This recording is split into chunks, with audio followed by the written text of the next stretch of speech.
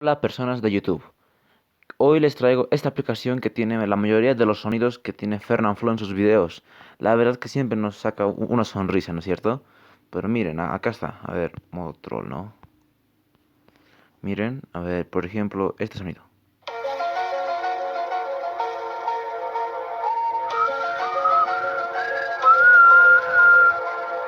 O este.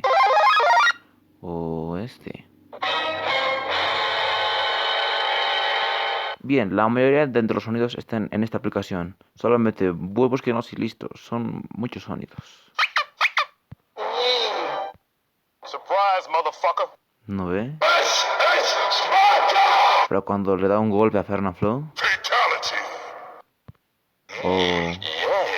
Jaja, Oh my god! ¿ven?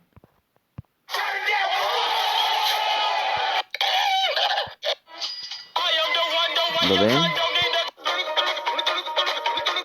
the fuck? ¿Ven?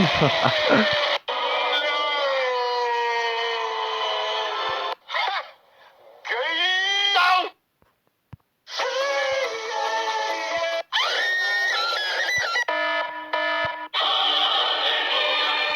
Bueno, ya hay muchos sonidos. Solamente escojan el que más quieran. Y otra cosa, también pueden trollear a sus propios amigos. Pueden activar esto que dice modo troll. Posiciona el teléfono sobre una superficie con la pantalla hacia abajo. O tapa la pantalla con tu mano. Y luego solo levántalo y observa lo que pasa. Ese es ahorita el más gracioso que yo utilicé. La verdad que sí va bien. Selecciona tu sonido y siéntate en el teléfono. O tapa la pantalla con cualquier cosa. ¡Sorpresa! Es el modo cojín. El modo cojín es solamente como sonidos como... A ver.